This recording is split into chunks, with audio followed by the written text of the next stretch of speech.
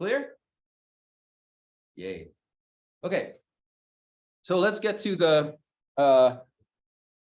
topic of interest, which is fMRI.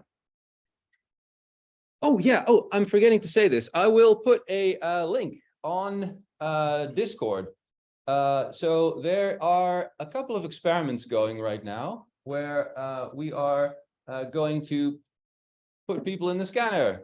Yeah. So if you want to be a subject in an fMRI study, probably like at 7 Tesla, we have a couple of experiments that are starting. There is one which is very simple. You just look at flickering screens for an hour. It's amazing. And the other is you look at flickering screens for 3 sessions in a row. So on 3 different days, on 3 different occasions. And the researchers, amongst whom myself, will give you 0, low to moderate doses of psilocybin. So if you're interested in participating in an experiment like that, I'll send a link for sign up on Discord. You can also just in general register on the SONA system of the Spinoza Center, where we do the scanning. So if you're interested in participating in scanning, then that would be your cue, right? If you're interested in what it feels like to be in a claustrophobic tube with all manner of sounds, having to lie still while tripping balls, that is the opportunity. Well, not tripping balls, like a low dose, but still. Yeah, for any of these scans, are there opportunities to get the actual data? So yeah, so this is a question we get a lot, and it's a good question because like if we were to send you our data, like that data after this course, you'd be able to actually analyze it, right? To actually do something with it. So that'd be really cool. The problem is though that and this is a very moderate risk, but whenever you participate in an experiment, we run this anatomical scan, and that in some cases, in very like a very, very tiny minority of the cases, that shows like an anomaly that we have to send through to a radiologist or a neurologist for them to diagnose whether there's anything wrong. So whenever you participate in an experiment, you have to tell us the phone number and address of your GP, right? So that when the radiologist has looked at that perhaps anomaly in your brain, they can contact your general physician and they will contact you. And so what that means is that whenever we find something like that, we cannot immediately give you your data. And that would also mean that you participating and then getting your data would be a way for you to diagnose whether we find something, right? That is ethically very hard.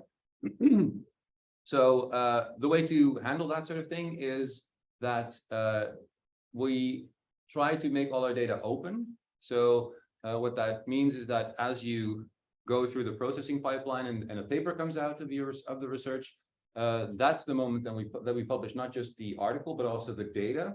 And at that point, you could get the data. So there would be like a half year to a year delay with a bit of uncertainty, right? So, and we have to do that because otherwise the ethics gets hairy.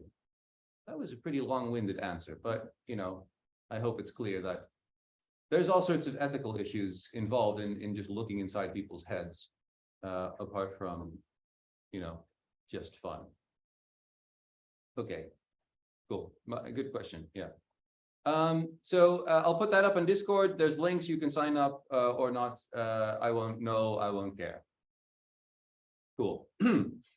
So today we'll be talking about how fMRI even sort of works. And I try to say sort of all the time. And I want to just take a bit of a step back and talk about how we even know what we're measuring anyway, right? How do we know this? What are these? I talked about caveats earlier on, right? What are these layers of uncertainty that we have to go through to get to where we want to be? Now, one of those is a general thing that I think is good to take as a sort of frame of mind, and that is that how do we measure temperature with a classic thermometer? Anyone know? Mercury. Yeah. Rises temperature and we can kind of Yeah.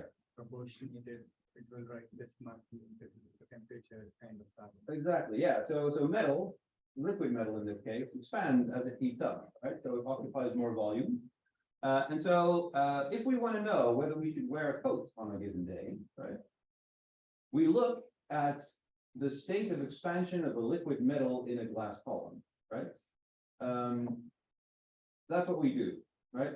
And so we think that we're doing one thing, but we're actually using a scientific principle based on something completely alien, right? Completely different.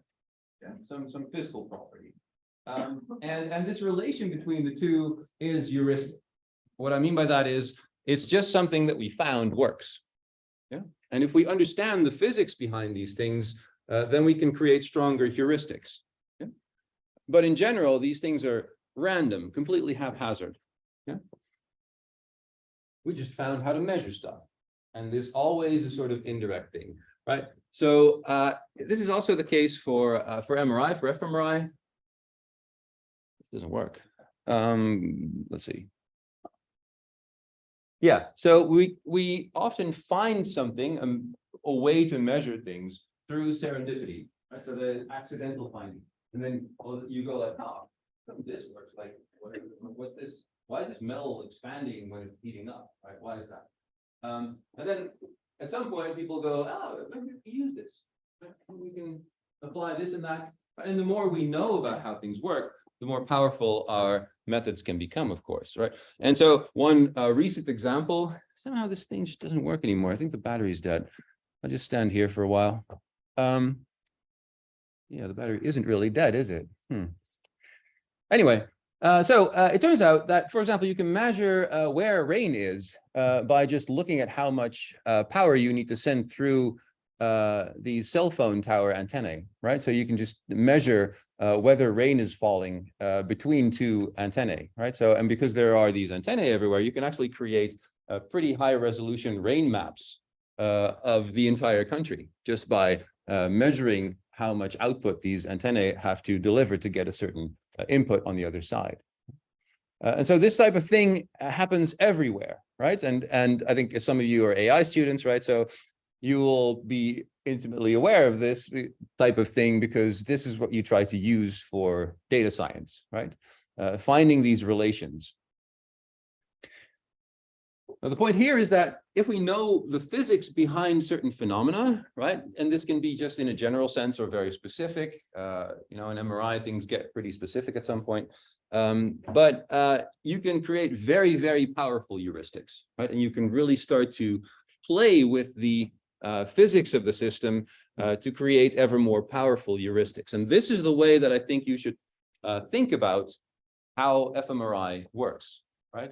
It's this thing that we found about how to use magnets and radio signals that allows us to fiddle around with this thing and then image inside something that we couldn't image optically because we'd have to open it up and cut it, for example, right? That's really just a general way of thinking about this sort of thing, which is very frustrating. Let me just see if I can, because I like to walk around, you know. See if this. Still no. Geez. Okay, I'm just gonna try to be a geek and do something else. So at the same time, this is exactly the type of thing that allowed people to find how you can use the MRI machine to image activations in the human brain. What I'm showing you here is an example of one of the first findings of fMRI. So this is the functional mapping in human visual cortex. So that's the back of the brain of activations, so function. Oh, let's see. I don't think this is going to work. So I'll just go and for every transition, I'll just ambulate back to my, yeah. So how is these, so what I'm going to do now is just go through this, this early history of fMRI, right? So this is very hard to imagine what it was like back then, because now I showed you this curve of how many papers have been published. It's around 100,000 or something fMRI papers that have been published over the years. It's a huge body of work, but before this existed, we really had only very, very limited means to look inside the human brain, right? And so at this sort of early stage, what were things like, right? Do we have to go back in our minds to like what people thought then, and then try to realize how big these breakthroughs were when people started finding these types of things.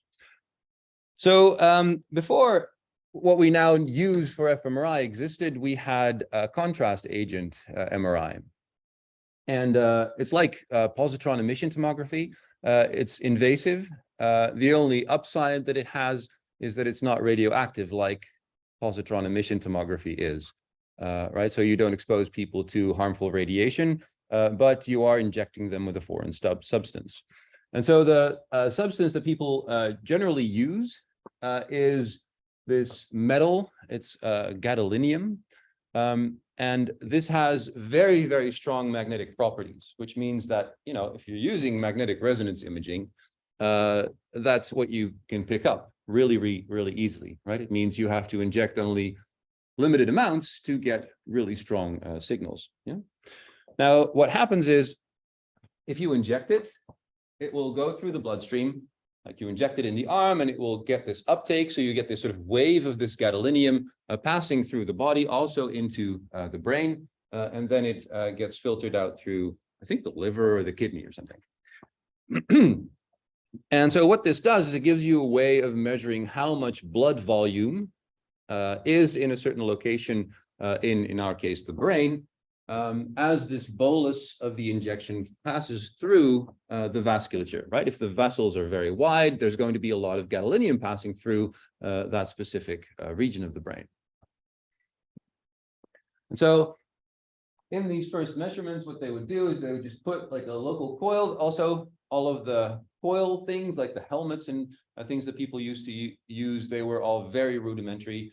The first real fMRI studies, they had to be done by physicists and electrical engineers because they had to solder their own coils, right? A lot of the work that went into that was just wrapping thin copper wire around PVC tubes, for example. So here they have a local coil on the occipital lobe, which is the back of the head. And what you can then do is inject gadolinium twice, right? So you see that this is the moment of injection. Here you see this bolus passing through the bloodstream in both cases. But there is a difference between the two. So we have this huge bolus of gadolinium, a wave of gadolinium passing through these vessels in the occipital lobe. But there's two different curves here. And you'll see that one is in rest. So people are not showing someone a visual stimulus, right? So there's no activation in the visual parts of the brain. In the other, we are showing someone, I think in this case, just a flickering and a very heavy duty, something that, just hurts the eyes almost. Yeah? So you get a lot of activation, right? And so what people were able to do with this measurement, you can see it right here, right? There's a difference between the two, right? So in a setup like this, you can actively image whether a certain brain region is active, right? And you see that if you would subtract the two, you get this sort of bimodal response, yeah? Like a biphasic response. Forget that you get, like, for activation, it goes down more strongly and then goes up again also more strongly, right? So if you take the difference, you get something that goes down and then up. Yeah? Beautiful type of curve. So this is one way of doing fMRI. Yeah. Now, of course, it would be kind of problematic if we only could do this sort of fMRI.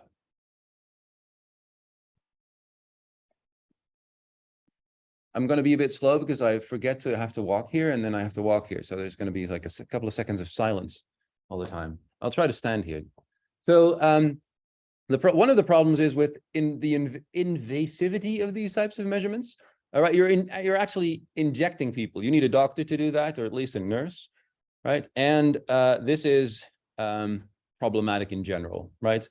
Now it's this sort of thing works really well if you want to do diagnosis, and the thing that you measure is not necessarily function, where you'd have to repeat things, but it is anatomy or something clinical, right? If you want to do oncology with an fMRI scanner, gadolinium is used still and quite a lot too, because it is such a very powerful contrast agent. The signal is insane, so it's very sensitive, right? And if this is just for clinical purposes, people go in once, they get a diagnostic scan, and that's it, right? They go home. So it's not that bad. Similar contrast agents that are based on manganese iron particles are used in monkey fMRI, and there you can do this more often. This stays in the bloodstream also longer, so it's a slightly different type of measurement. But the difference between these two types of things is, of course, that if you want to do cognitive neuroscience, you cannot keep injecting people with these things. I know from colleagues of mine that do monkey fMRI with these injectables, what you get is that this sort of thing just starts to sort of accumulate in certain portions of the brain, and then you become sort of blind to whatever happens in those regions of the brain, right? So you're really like literally you're injecting stuff, right? So you're also tampering with the system in some way. That could change your it could change your measurements, right? But it could also actually change the brain, right? It could be toxic to the brain in some way that we don't yet understand, right? So there's really a lot to be said against using these contrast agents, yeah? And so what we want and what we have found is, I don't do this much, right? But this is one that where it deserves this explosion, right? What you want is to find something like this, the weather cell phone towers, like the expansion of the liquid metal, right? You want to find something where there is actually a magnetic property that changes in the body as there is activation in the brain, yeah? So that you actually get something like this gadolinium thing happen when neurons fire, right?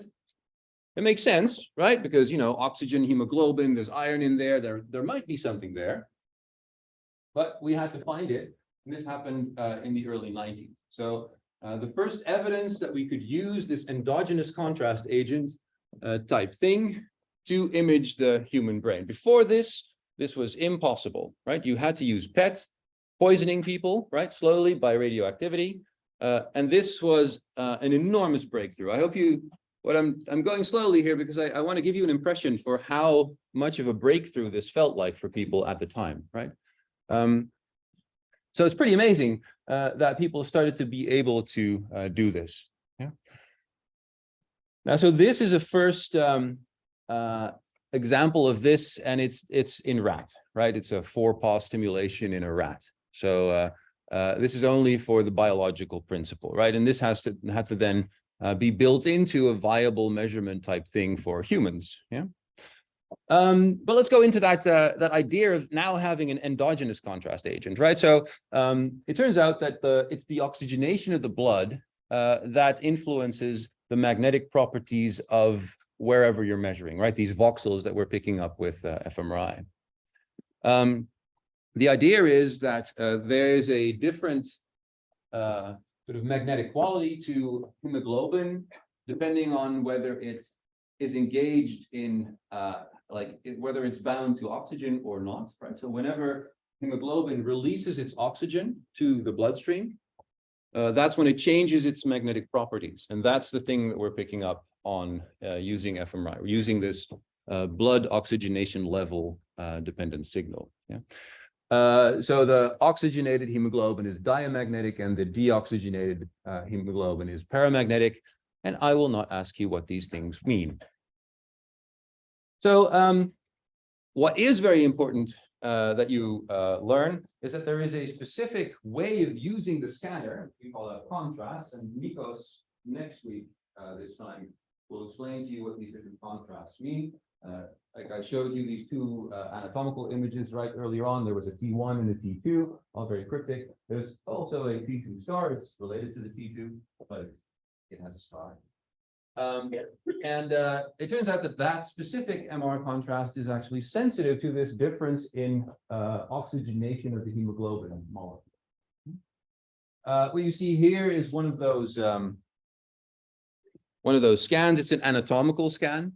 So it has much higher resolution than what you'd see in fMRI, right? We talked about how fMRI is very noisy and this and that. And this is just a beautiful scan and you really see all the veins there. It's not a strange thing that you see these veins, right? If you're sensitive to things like hemoglobin type things. And so these T2 star values, they increase as a result of deoxygenation. Yeah, that's the thing that we are picking up on. And I'll go into the specifics of this process a bit more in the next lecture when we talk about the hemodynamic response function. So I just showed you this discovery of this endogenous contrast agent, right? And that paper has been cited, I think, like 30 or 40,000 times. It's like insane. Like it really is the start of a field. But of course, then you need to take it further, right? Then you need to start being able to measure this type of thing in humans, for example. Yeah? And then people found that too. So here they did exactly the same thing as they had done before in rats, but now in humans. So now we're good, right? Now this is when we have liftoff. We can now start to measure non-invasively, right? So putting people in the scanner over and over again is not a problem anymore. And we can do that in vivo, right? And so in this also world famous paper, what they showed was that if you show, and again, this is like, we know that the visual system is in the back of the head, right? So we can measure, we can try to sort of focus our measurement specifically on the back of the head. And then you show people flickering stuff, like very, very busy visual stuff for 30 seconds, and then take it off, right? And then to turn it back on, and then take it back off. And you see that this level of the T2 star signal that we're measuring in these different voxels goes up and down and up and down. Yeah. Gorgeous. So what that looks like in these images is if you focus on the voxels in there, you see this going up about 30 seconds and then down. Yeah. Now, it's not easy. It's not simple at all. So it looks simple, right? You put something on, you get an increase in the signal. You switch something off, it goes down again. And this is one of those caveats, right? So we think now that we can link neural activation pretty directly to the signal that we're measuring, right? But because of this idea that we're using just some random heuristic mostly, right? We don't, there is this uncertainty there, right? And so I just want to go into this bold response a bit and just highlight how we might want to think that we're looking directly at neural activations, right? At the neurons firing, if you will. But we're actually looking at many different things happening at the same time, right? There is this cascade of biological processes that happen that I'll just keep going back to, right? There's things like how much glucose is being used, right? And if you do PET imaging where you label glucose molecules, this is the type of thing that you're interested in or that you're picking up on. You can also radioactively label oxygen, right? And you'd be looking at the metabolic rate of oxygen uptake. You could do things like specifically try to use the scanner to look at blood flow, right? Where you're not looking at this endogenous contrast agent, just looking at how much the flow is. You could use like contrast agents like this gadolinium that we talked about just now, where you look at the amount of volume of blood that is somewhere, right?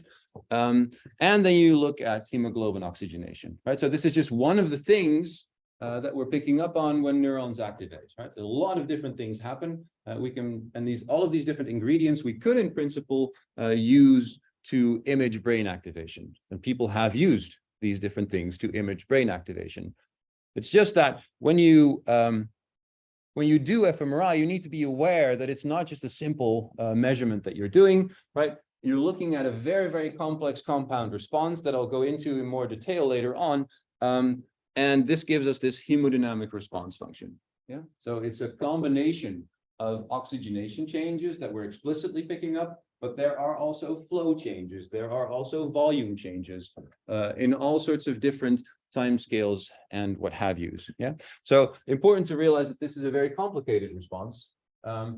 Because things happen like that the vasculature of the local tissue experiences that oxygen is being extracted, right? And then overreacts, like opens up everything and thereby oversupplies more oxygenated blood to the tissue, right? And this relative decrease of deoxygenated hemoglobin is actually what we measure, right?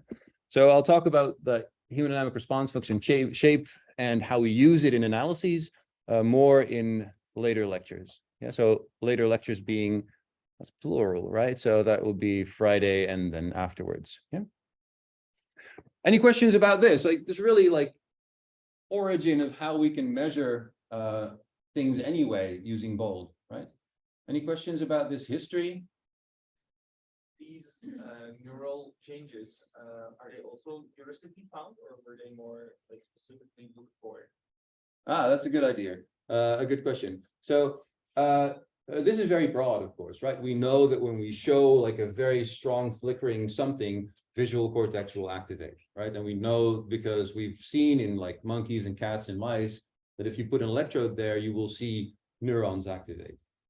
We had a question earlier also, like in one of the earlier lectures, right? Is it like the excitatory neurons in the tissue that cause the BOLD response, or the inhibitory neurons, right? Yeah, both. Don't know what ratio. Don't really, yeah, we don't really. So our heuristic that we use is more or less blind to that, right? It might be the case that if we measure more, right? So if we turn out to be able to do concurrent electrophysiology and fMRI, which is really hard, that we find that there is some systematic relationship, right? And then we can use that heuristic, or use that to heuristically infer like what neurons are firing given some shape of a BOLD response or something. But now, at the moment, no, we don't know. Yeah. Does that answer your question? Cool. Okay, so let's continue then. Because it's a good question, not just because of the thing, but also because we do want to know how the BOLD response relates to electrophysiology, right? Like I said before, electrophysiology, i.e. the firing of single neurons in the brain, is traditionally and historically, it's always been seen as this sort of ground truth, right? This is when the brain is working, right? The things that you experience are all composed of these action potentials, of these spikes, the outputs of the cells that we're looking at. Right? So we want to know, how does this BOLD response relate to neural firing or other types of electrophysiology that we might be interested in? Right, so this really goes into like, what are we measuring, right? We're measuring this sort of weird thing that you know, we have this endogenous contrast agent, we can pick up this blood oxygenation thing, but how does it relate to the different things that we might be interested in terms of brain function, right? And so we think, and this is just a quick sort of explanation of the different types of different aspects of electrophysiology that we might be interested in sort of linking to the BOLD response. We think that there's neural spiking if that happens in a certain area, like if a population of neurons increases its firing rate, thereby being active, right? And that's the thing that we would want to pick up.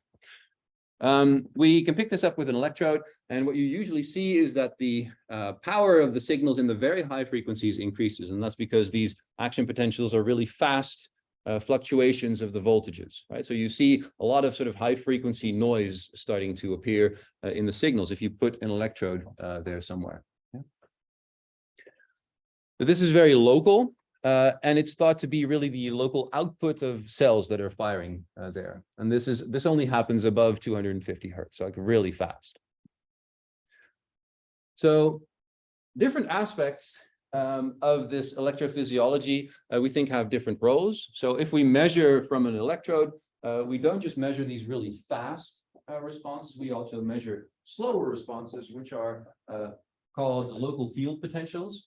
And they, depending on the frequency band at which you look at, they're thought to reflect more the input into a region than the output, right? So you might, if you pick up some electrophysiology, it depends what frequency this signal is, whether we think it has the function of output or input, whether it's local activation or just that piece of tissue receiving inputs.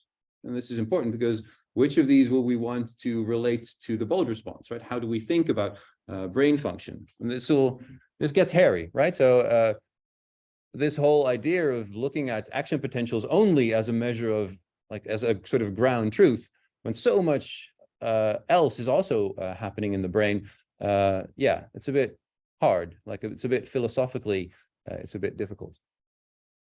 Now, the LFP, usually people tease apart into different frequency bands. They are the same as we use in EEG, for example, when we measure these signals outside of the scalp, as you see there. Yeah.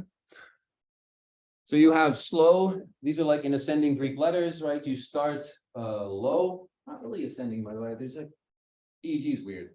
So you start with low frequencies around like 2 hertz, which is delta. And then you go to theta and alpha, which is between 4 and 12 hertz. So these are slow fluctuations.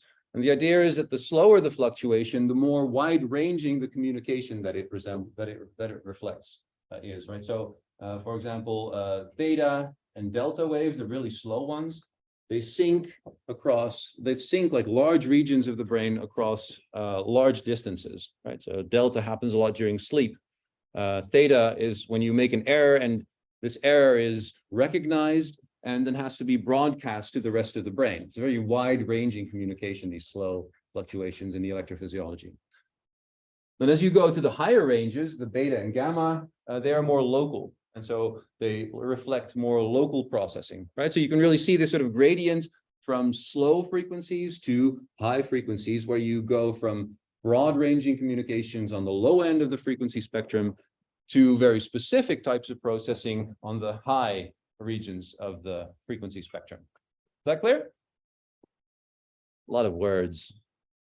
But now the question becomes, of course, okay, if we have all these different signals in the ePhys data, which of these does the bold response actually correspond to, right? Is like, I need to know if I want to understand what the brain is doing, I need to understand how my bold measurement reflects these electrophysiological measurements, right? Because then, only then, can I relate these bold measurements that I'm using in humans in the scanner to all of this important biomedical research that people are doing in electrophysiology in animals, for example, right? We need to be able to draw that link.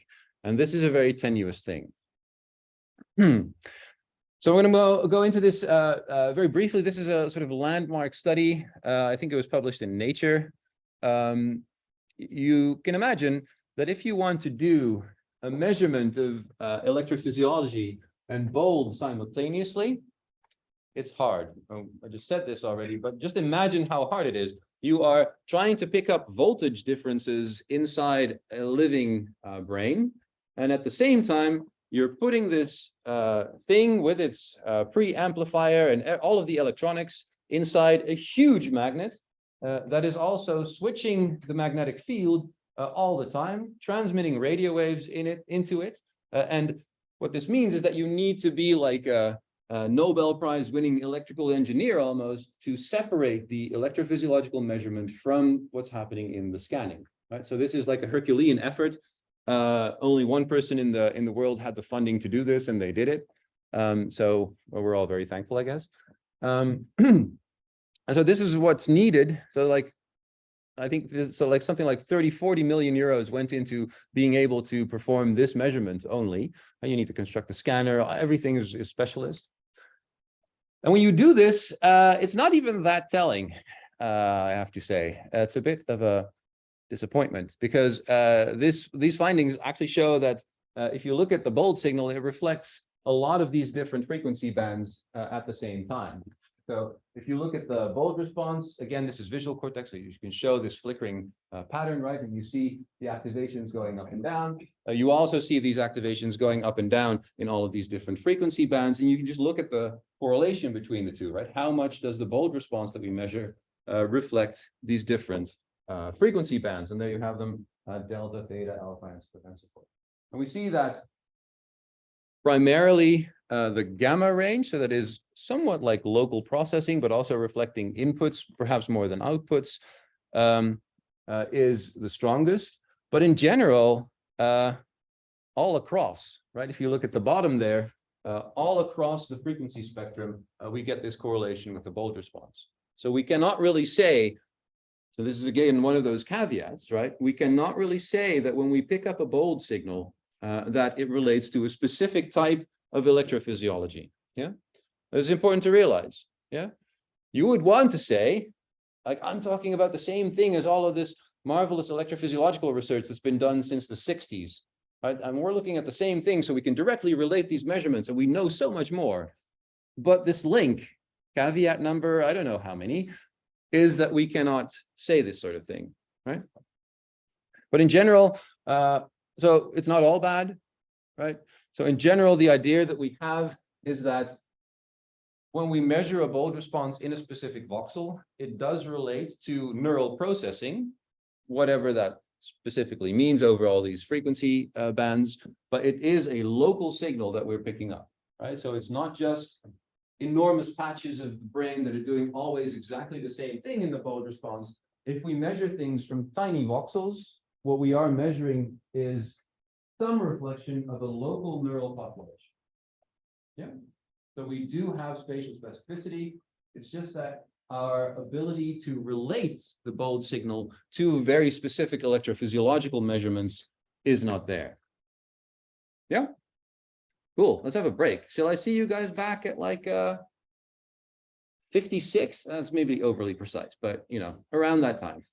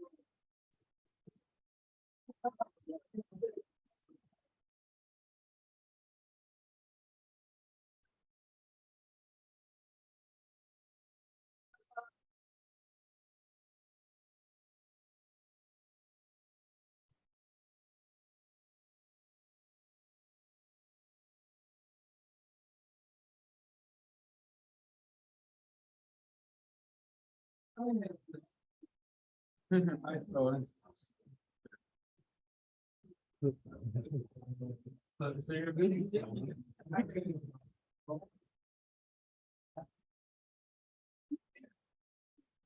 Oh, I watched this.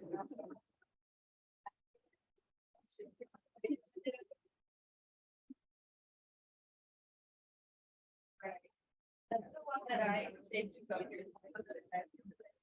They were.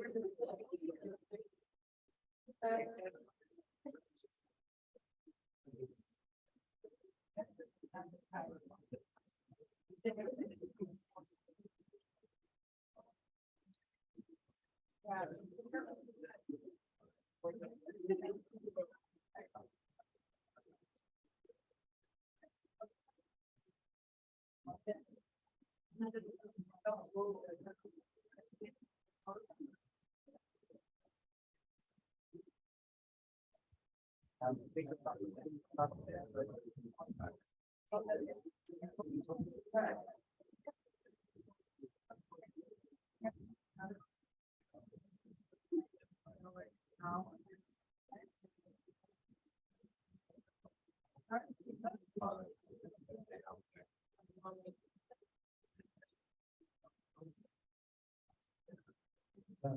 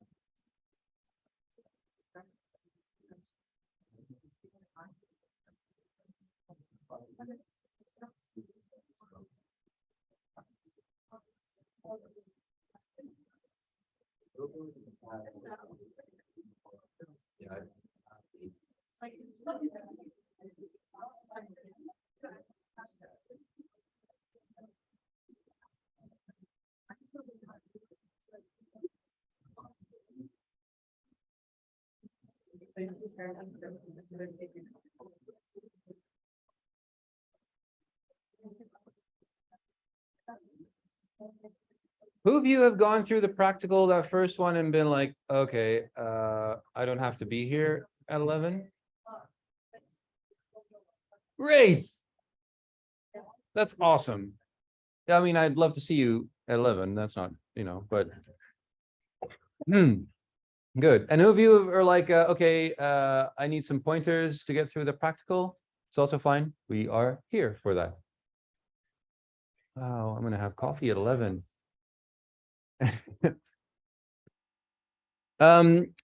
Yeah, so the whole way of working on Colab is also clear for everybody in terms of the practicals, I hope.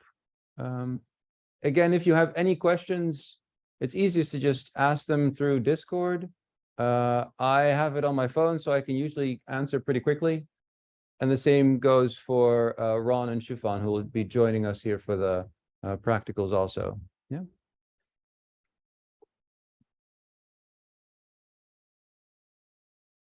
That's more or less it.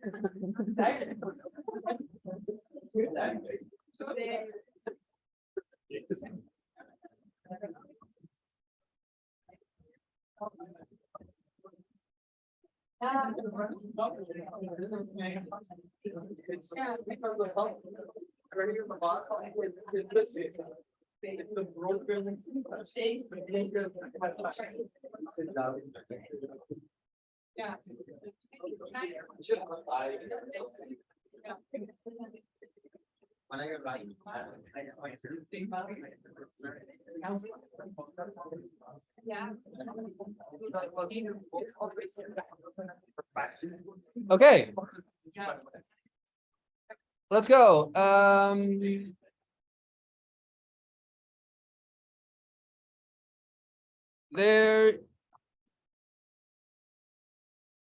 I just burnt my mouth drinking my coffee too quickly. It's really annoying. See if I can talk it away. So yeah, I just told you, there's another caveat, right? If you see these voxel responses go up and down, what does it mean in terms of electrophysiology? Well, it's hard to say, right? I mean, at least it's a local thing, but yeah, it's not really clear whether it's like a gamma, theta, multi-unit activity thing. We think that it's a bit more local than widespread, but you know. You might think that that's it, but you know, you've seen a couple of lectures now. I keep coming up with these caveats, right? You thought that I was going to really praise fMRI in that we're able to now look inside the human brain and measure the mind sort of thing, but I keep trying to wreck that dream, right? And here's another one. It just keeps coming. I'm a really positive person otherwise, but you know, it's really important to understand what the limits are in terms of interpretation, of course. It turns out that you can even have bold responses without any real neural firing. Yeah, so what that means is you can have responses that somehow impact the vasculature of the brain, or at least the blood supply and the tissue in some way, but that don't really do anything in terms of neural firing. And so what does that look like? Well, there's a whole field of research where people are doing this sort of bold response versus electrophysiology in animals, of course. And what they can do is not do it in an fMRI scanner, because that's so incredibly difficult with all the magnets and pulses and everything that goes into separate, and all the work that goes into separating the electrophysiological equipment from the MRI equipment. It turns out that if you have an animal preparation, you can actually shine different wavelengths of light onto brain tissue. And the reflectance of hemoglobin actually changes according to its oxygenation. So you see here the reflectance profile, or well, no, the inverse absorption coefficient of oxygenated hemoglobin and deoxygenated hemoglobin. So if you shine two different lights on brain tissue and you look at the image that comes back in these two different colors, you can actually measure the ratio of oxygenated versus deoxygenated hemoglobin. And that's exactly what we think we're measuring with the bold response, or at least it very directly relates to what we think we're measuring with the bold response in fMRI, right? So it's just another way, again, using some serendipitously found characteristic of the universe, right? And now we can use it as a measurement technique. And it turns out that we're looking at something that's extremely similar to the thing that we're picking up with fMRI, right? But now we can pick it up and actually do electrophysiological measurements at the same time, which is neat. So yeah, I'm sort of thinking that you'll all understand exactly what's here. So I'll skip to the next slide now. No, let me briefly go, well, no, at length go through this image, because I think it's really, it's a beautiful study, this, also published in, I think it was Nature or Science a while back. So this is really one of the papers that people cite when they want to say, yeah, I don't know about all this fMRI and bold stuff, right? I don't know what it's going to tell me. And they're right in some way. So what you see here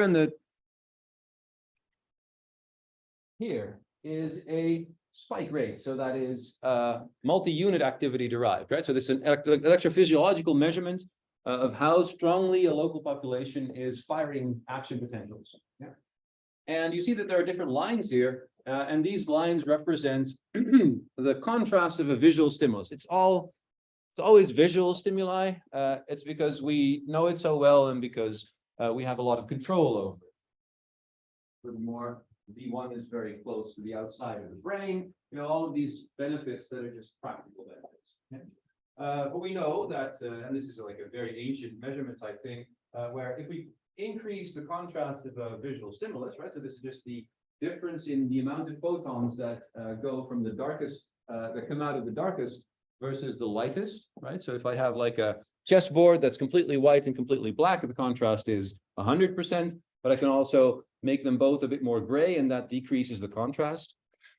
And so when you go down in contrast, the spike rate also decreases. And this makes sense because, you know, a high contrast stimulus, you actually feel that it's a stronger stimulus, right? And what you feel is just that spike rate. It's going up. Your brain responds more strongly, and you have an intuitive interception of that. You also see that when we have a blank, there is no spike rate. There is no firing, right? So you see the same thing here. Now, if we look at the bold response, so that's that our DRR, right? So we see a bulge response here. It's negative in this case because, the reflectance properties are opposite. If you do it some other way, you can flip the signal. It's not very important. Well, you see that there's a similar characteristic here, right? If you have a high contrast stimulus, you have a stronger bulge response there. See? There it is. Okay. There's a nice gradual increase in the strength of the bulge response as you increase the contrast, right? And you would say, hey, there's a relationship between neural firing and the strength of this bulge response. Okay? So this is what you would, this is what we think should happen there, right? And what we think should happen if we just extrapolate this firing to here, we see that we expect no bulge response. That's the green line. Although, what is that? A cyan or something? I forget how these. I'm very bad at naming colors. I think that's probably correlates with something. So you see that we expect a straight line. If you then go to the measurements here, you see that we also get this graded response related to contrast, but we actually get opposite to what we think we should get. We get a very strong curve here for the green line also, right?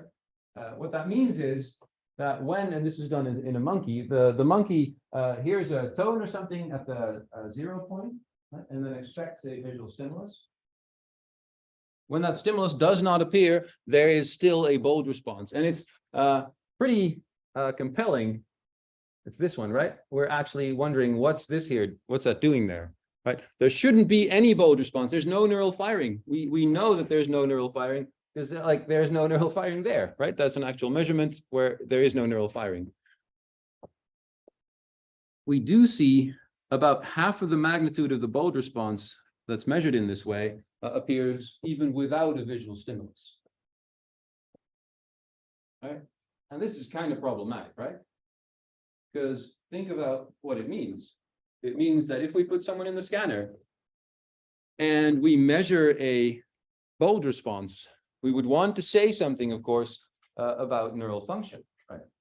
That what is happening in neural terms, right? In terms of brain activations. What this means is we can't, right? There is a big problem. If we see even a very large bulge response like so, it could have been the case that there was no neural firing related to, so there's no stimulus, there's no neural firing, and still you get this huge bulge response, right? And so what does this reflect? Well, it means, yet again, huge caveat, right? We want to say that we're measuring something related to neural function, but we are measuring something indirect that is divorced from this neural function in a variety of ways. And yeah, so this means that if we measure a bulge response, our inference as to neural function is really handicapped. And this is something that we cannot at present resolve. So we can say that we measure a bulge response. You see in a lot of articles that you read, like, oh, we did an fMRI experiment and neural activations in humans, blah, blah, blah, blah, blah, right? Whenever someone says that, you should know when you read that, they're wrong, right? Because they're making an implicit inference immediately, going from the bulge response that they've measured using fMRI to neural firing, let's say, neural activation. But they don't need to even exist, right?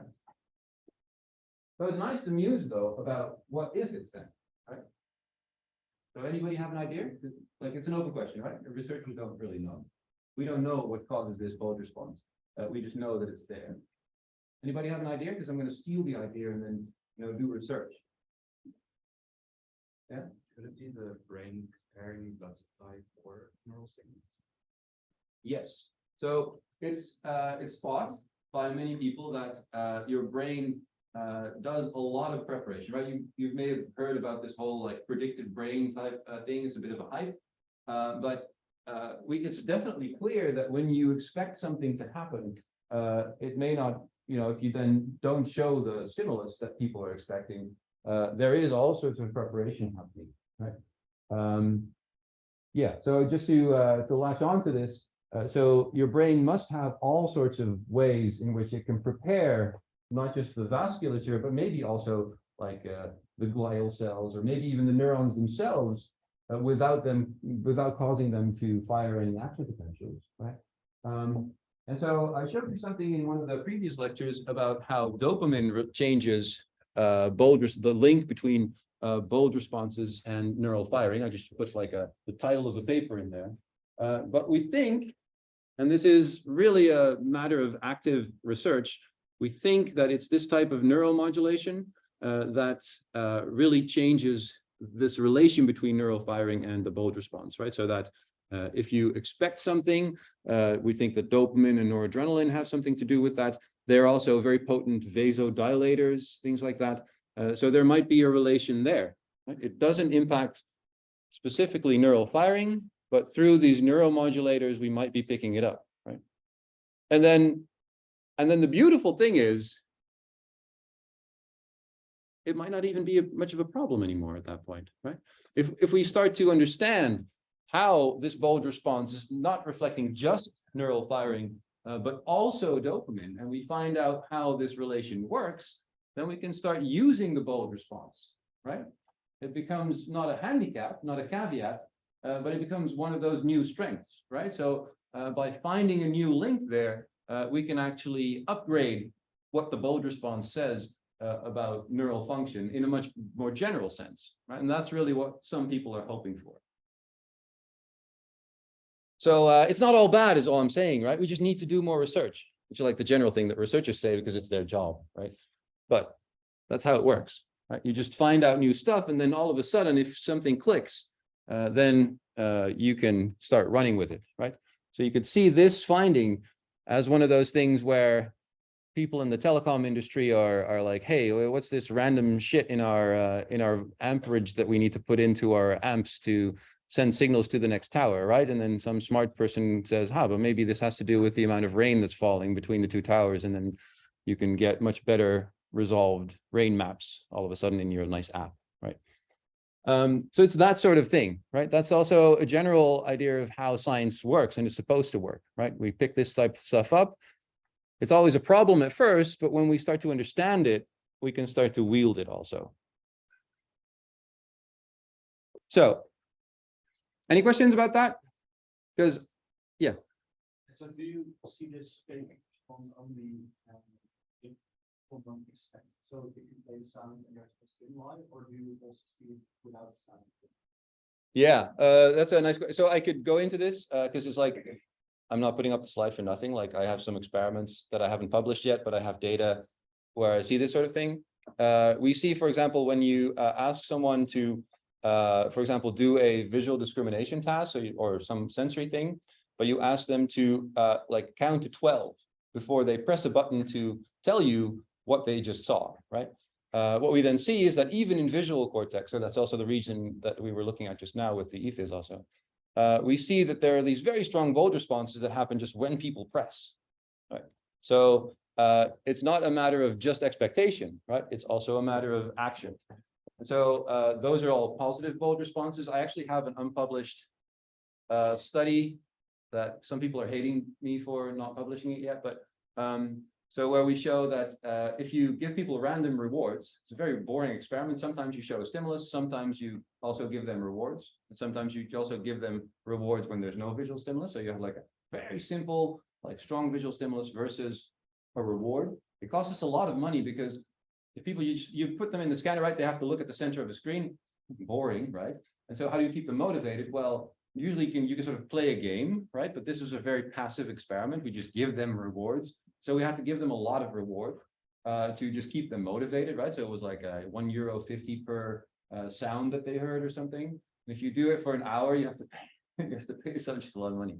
Anyway, it wasn't my money, so who cares? That's a long-winded way of saying that whenever you give someone an unexpected reward, which these rewards were, you actually get a negative bold response that's about the size of a stimulus-related bold response. And it's also like all over the brain, right? So your entire brain sort of goes, ooh, like, and we don't know what that is, right?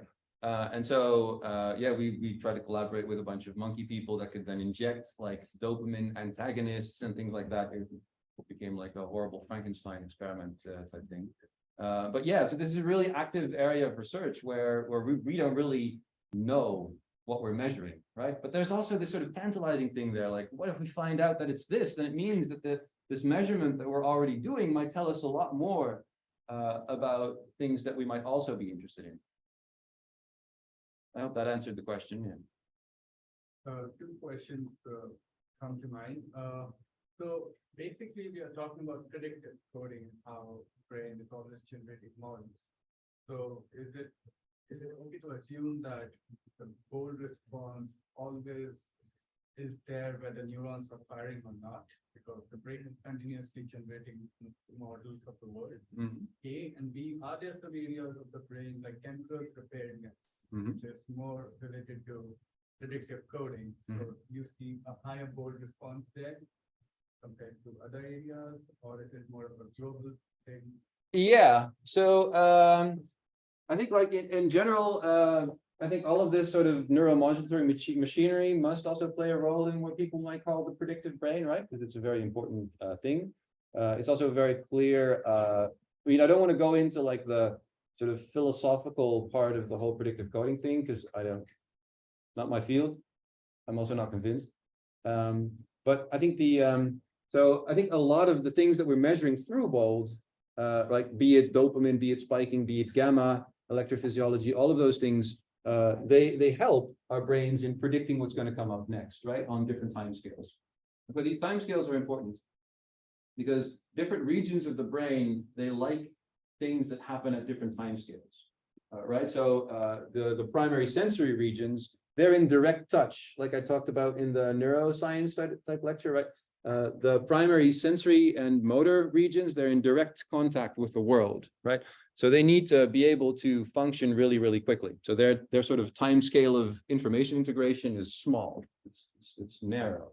Whereas if you go into the brain, into more higher levels of abstraction, this time window of integration, it increases in size, right? So you can have experiments, which people have done. We can actually, I don't know exactly if this is an fMRI experiment, but yeah, it's also more part of the other course that I teach, which I'll add this paper to it where people have shown that, you know, you can actually use neural networks like transformers to look at surprisal at different timescales and then see how that relates to brain activations. I think we're going into a rabbit hole a bit here. So yeah, interesting questions. Hard to answer. Does that suffice? We can talk about this more later because it's really interesting. It's also a bit more like the neuroscience-y side of things, which I hope we'll get to later. But I think, yeah, maybe we need to focus on the fMRI part right now. Yeah. Any other questions? Cool. So there's a couple of things that have changed over the years in the field, right? Things have gotten better. Certain things have gotten a lot better, like the way that we scan, the way that we use the scanners. This is like continually improving. And so the quality of the data that we get out is getting better and better. We're also understanding much better and better how to analyze these data. What are the pitfalls that are inherent in trying to analyze like this sort of tissue blob that's pulsating where blood responses are just intermingling with all sorts of other things, and how do you get a handle on what that says about neural function, what that says about how the mind works, right? And what that has caused is a change in perspective, and I want to go into a few examples now where our perspective has changed from specifically around 2015 when these YouTube clips that I put into the modules that you can watch, right? They were all taped around 2015. It's now 8 years ago. And in those 8 years, we've had these developments and we've had a change of focus. So one of the things that these YouTube clips, the authors of the YouTube clips focus on is very much like a localization. Like there's a blob here, it does this. And this is sort of old school. We tend to do that less and less. We try to, because we have better measurements, be able to now focus much more on mechanisms, right? So if I have a model of what a neuron would do in response to some situation, right? I could model like language with a transformer model, for example. That means that I can just start looking for computational machinery, right? And see reflections of that computational machinery in the brain. And that's not really something that the YouTube clips focus on. They focus more on the statistics and the methodology to find these blobs of activation in the brain, right? So I just want you to have an idea of this difference in outlook that we have between the authors of the YouTube clips that you can use for information, of course, yeah, we're moving beyond that in specific ways. That I'm trying to what I want to do is highlight a few ways in which this development of technology and just insight improvement actually goes a long way. What are the recent developments in terms of scanning? Now, it's pretty cool what you can now do with a scanner. I showed you this difference in resolution between like the scans that we generally use at the 1.7 millimeter voxel size, and then I flipped to these 3.4 millimeter voxels, or more similar to what people scanned around 2010 or something like that, right? There's a huge improvement there. So a few other things that we are able to do is we can scan faster now. So what that means is, instead of scanning every 2 seconds, where you just have this bold response that takes place over, let's say, 20 seconds, you have 10 points. Now we can scan at something like 700 milliseconds, which gives us 3 times the amount of samples. It also means that we can start sampling things like breathing, things like heartbeats, much more in detail, right? So what that means is that we can not only have a better look at how different brain areas, for example, communicate, which we call functional connectivity. There will be a separate lecture on that later on in the course. But we can also do a lot better denoising, right? Because like I showed you, the fMRI stuff that we see, what we pick up, shit, right? It's a bucket of noise. And the better we sample that noise, the better we can also denoise. Yeah, we can find the characteristics of what the shit looks like. We can sort of flush the toilet, if you will. Okay, bad metaphor. But that's one of the things that we can try to start to do. And the other has to do with resolution, and not just the way that I showed you in one of those previous lectures, just, you know, this doubling of the resolution sort of thing. But people have started going like in extreme directions. We'll have a separate lecture also on this, how to scan smaller. One of our PhD students is going to give that lecture. And so one of the things that people have tried to do is really make these voxels really, really tiny. And of course, if you want to scan the entire brain, then you can't do that. So you just focus on a smaller portion of the brain, and then you can start to sample these smaller and smaller voxels. And as you go to voxels that are smaller than 1 millimeter on a side, right? So just imagine again, you start out with 3 millimeter voxels, right? So they're 27, 3 to the power 3 cubic millimeters in volume, right? If you go to something that's 4 times smaller, so 0.7-ish, right? So that's 4 times 4 times 4 smaller than the original voxel, right? So that's 64 times less volume. So you need, if you want to have the same type of signal from those voxels, you need to have a 64 times better scanner, right? That's just the way this works. The amount of volume inside a voxel gives you an amount of signal. So the idea is then, if you have these voxels, they're smaller than 1 millimeter, we can actually start to look at the layers of the brain, of the cerebral cortex, which is usually somewhere between 3 and 2 millimeters thick. And then you'll have these voxels that are specifically sampling, for example, very near the white matter, or very near what we call the Peel surface, which is the sort of outer layer of the gray matter. Now, this would be a nice parlor trick if it weren't for this whole predictive brain idea, right? Where we think that these different layers of the cortex, the cerebral cortex, they actually have different roles. So in the middle, in what's here, the 4, that's where the input comes in, right? So we think that really is like where the incoming information gets its first pass of analysis, right? And in this framework of this predictive brain idea is that when you have incoming information, you compare it with expectations, right? So these expectations, they also have to be somewhere. Yeah. So the idea is that the expectations are actually delivered through top-down feedback. So they would live in different layers of the cortex. Yeah. And so if you have this idea, this model of how the brain works in how incoming information and top-down information, like things like expectations, how they interact across these layers, with these smaller voxels, you start to have a pretty nice handle on these different computational principles. So this has been a big hype. People have really, gone very much into this, right? So these different depths, the idea is you can now independently sample them with your smaller voxels, and you actually have an idea as to what different computational roles they play. One important thing is another caveat, that is whenever you try to, change the state of the field, you run into these caveats. This case, very, very strongly, you need to know exactly what you're doing. It's very, very easy to go wrong, right? You can imagine that if this is 2 millimeters, just a slight misalignment between your functional data and your anatomy, and you are fucked, right? You think you're sampling from layer, I don't know, like 2, right? You're actually sampling from layer 6, which is completely different, right? And so this requires researchers to be like really like detail oriented, let's say. Yeah. Okay.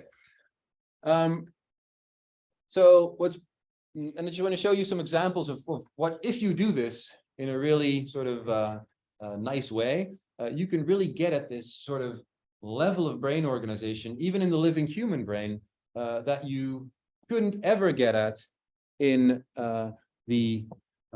without like opening up an animal, for example, right? So we get at this sort of biological level of detail with the fMRI scanner that previously was only available in invasive animal research, right? And if you can start doing that type of research in humans, of course, you enter a new ballpark.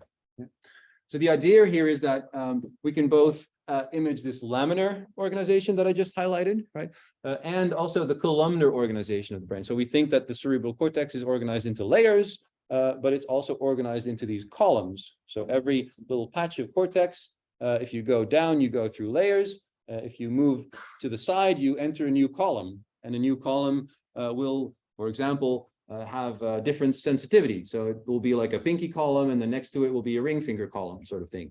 Yeah. So we think that the brain is organized in this way, but this is really at the millimeter scale, right? A standard fMRI experiment will just pool all that stuff together. And now we have an idea that we can try to start looking at that. So now in the visual cortex, we have 2 types of columns. We have what we call ocular dominance columns. So that is, you have a column there, one patch of cortex, and it only gets inputs from the left eye. And then you have another patch, you move over, you have a patch that only gets inputs from the right eye. You move over, left eye, right eye, left eye, right eye. And so there are these uniquely devoted columns to left eye and right eye processing. And you need this separation to, after that, be able to perform stereo matching. So the brain does stereo matching in V1, and it uses this independent sources of information from the left and the right eye to distill depth, right?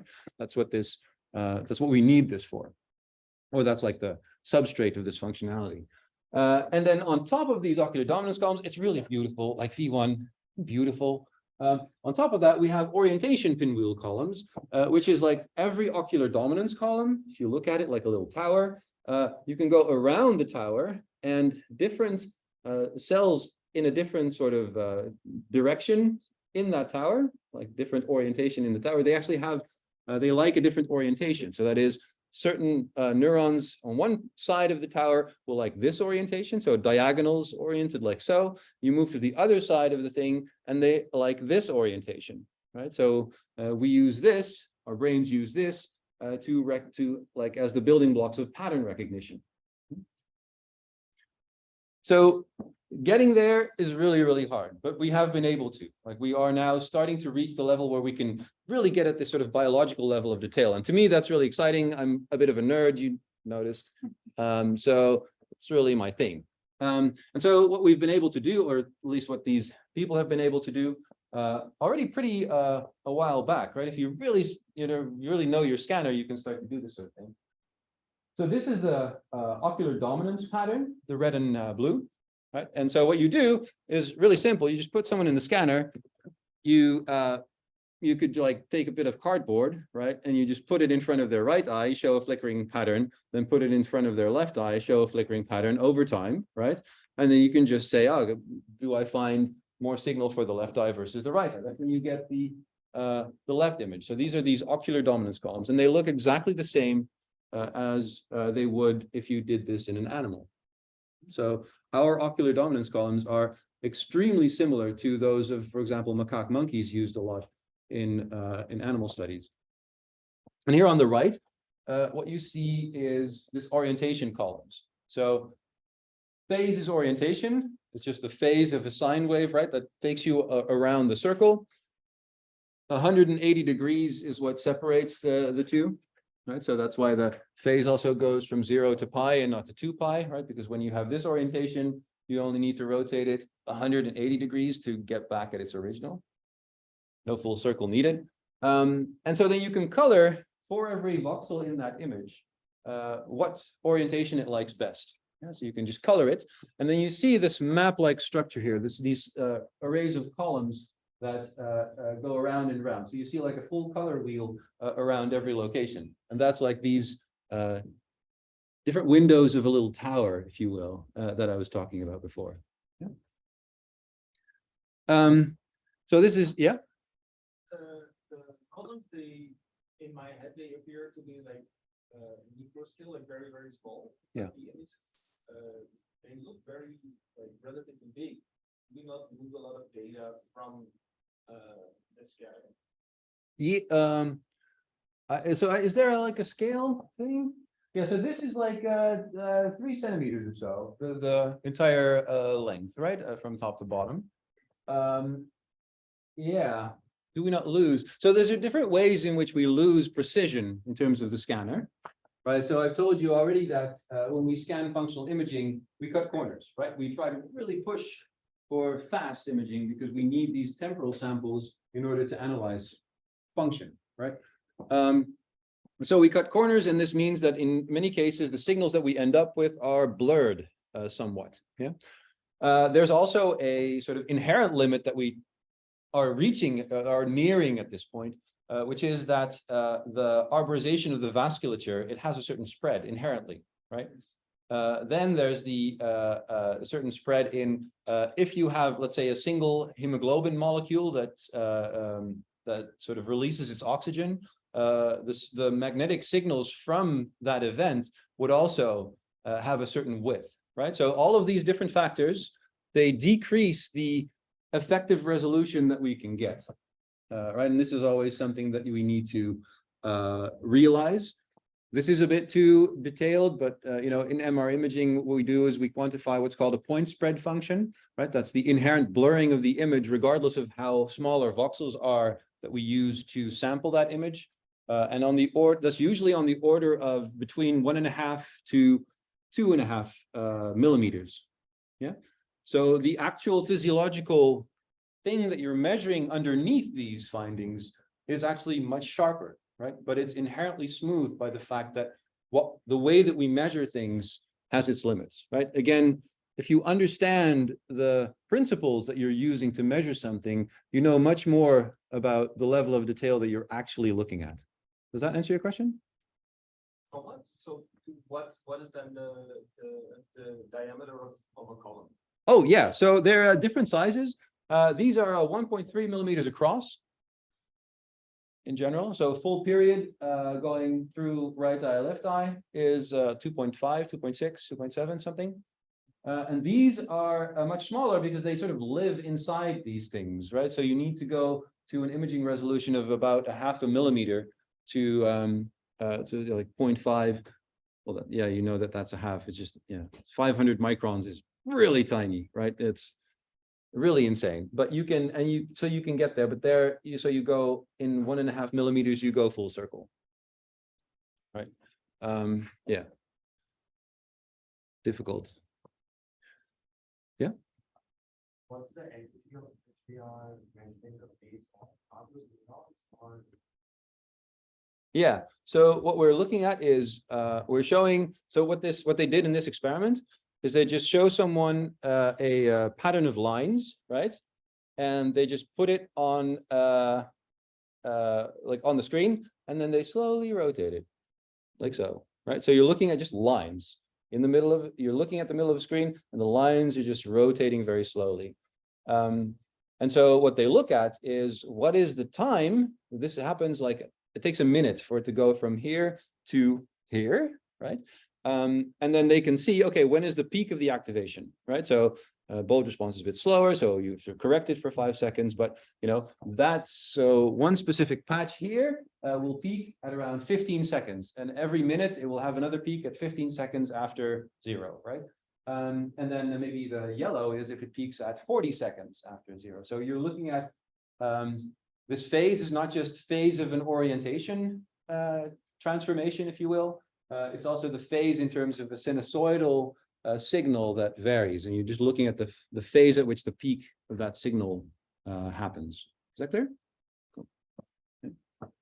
then orientation will column only for one specific ocular dominance column? Like will there be one column responsible for one orientation? Yeah, so we think that this is biology, right? So the one thing that you learn when you study biology is that if you have a concept that you try to apply to a biological thing, that at some point you will find an exception that breaks your rule, right? And so in general, these things align, right? Where you can sort of see this correlation between, if you look inside a left eye column, you will find pinwheels that have a center inside the center of the left eye column. But this is broken all over the place, right? This depends also on, you know, whether you've had a black eye for a while. So this all grows when you're like very young, right? In like up to 4 or 5 years, this is really developed in your brain. So yeah, any disturbance there will have an effect on how this is organized, all of that. Yeah. Cool. Yeah, awesome, right? You can actually look at this type of detail. Like I said, right, this is very, very difficult. And just to highlight, this is from histology, right? So it's really, really folded, right? And there, all these layers have different thicknesses depending on where you're looking, right? So if the curvature arcs upward, it means that the upper layers, like if you're on a gyral crown, as we say, right, on the gyrus, on the upper part of a curve, it means that the upper layers are stretched thinly and the lower layers are like expanded in terms of their depth. If you look at here, if you look at the other side, which would be here, you see the opposite, that these are thinner and these are thicker. Yeah. So all of this is really, really finicky, right? You need to know a lot about the tissue that you're interested in and all that, right? 0.5 millimeter, like I said, is disastrous because your leeway is tiny, right? It's not as bad as the, what was that telescope, the Webb telescope, but by far, but you know, it's difficult. So you need to do a lot of analysis, not just in terms of the functional MRI, but you need to do a lot of analysis also on the anatomy, right?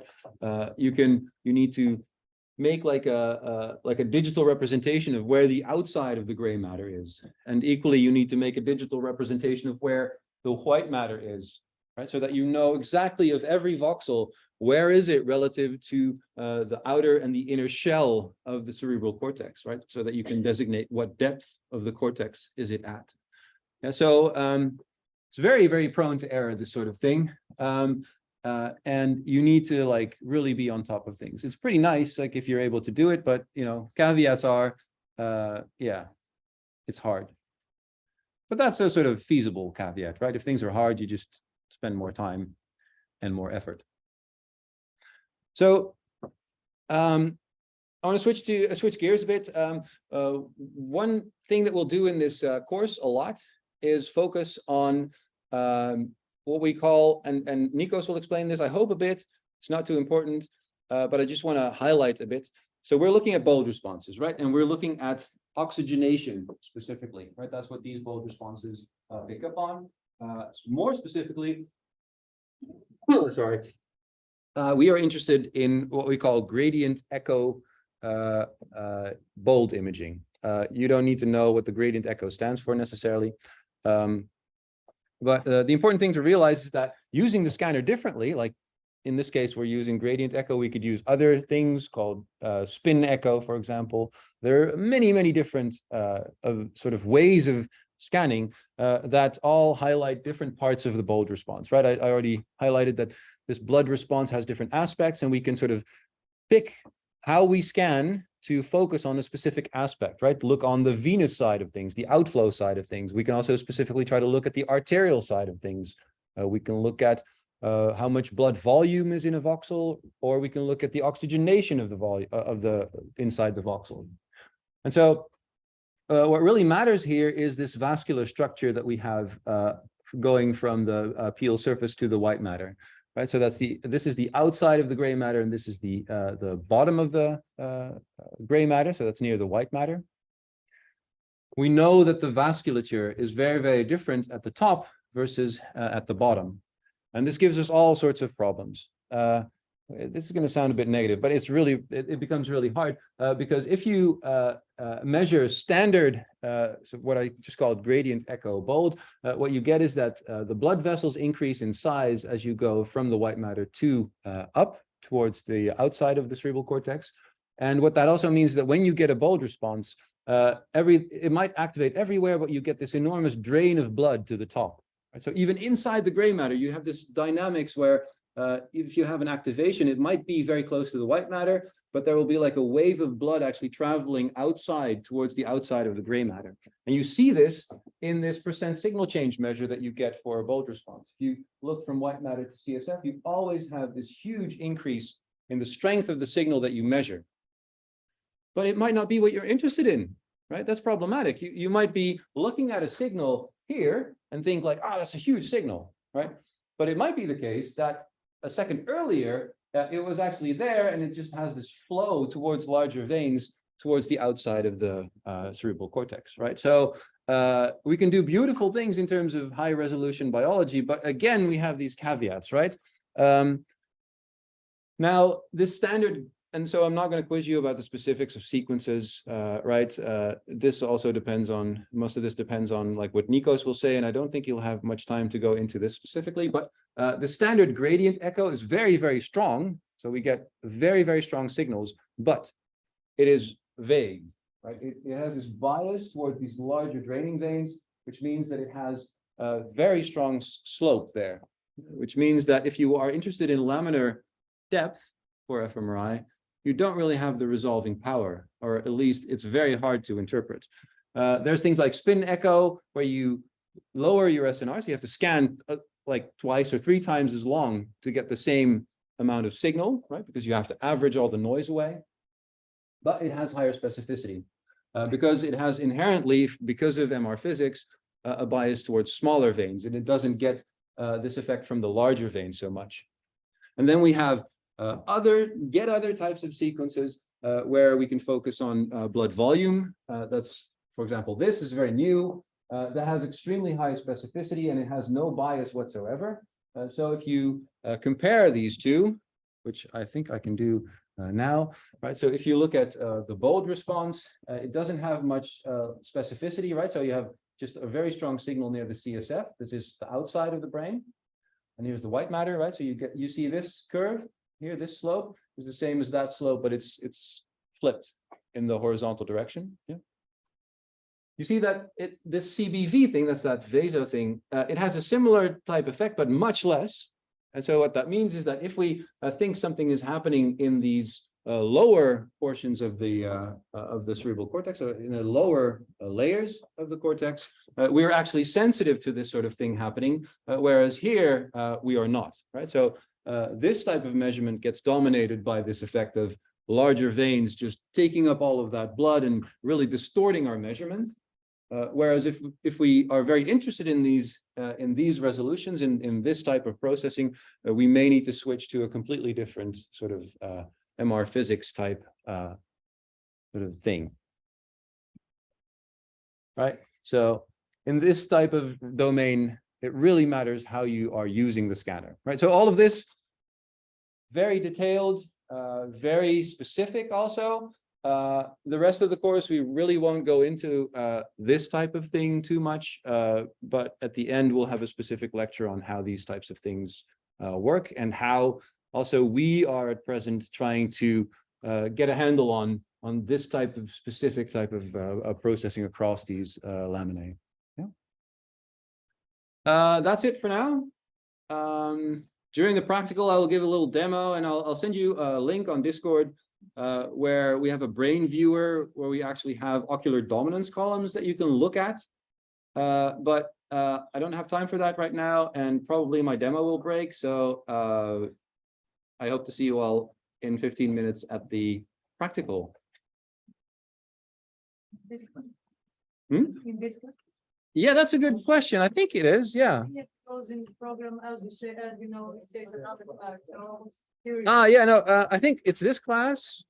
I'll check. So there are two classes. The other one is small. And Yeah, I don't know. yeah, I'll check. Yeah.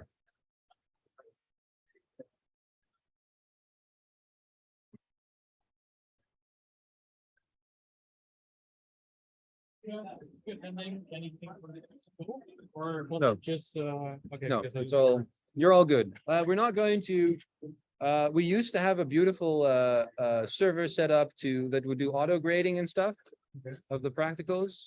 But with so many students, it breaks and it's hard, yeah, sort of not doable anymore. This one was, yeah,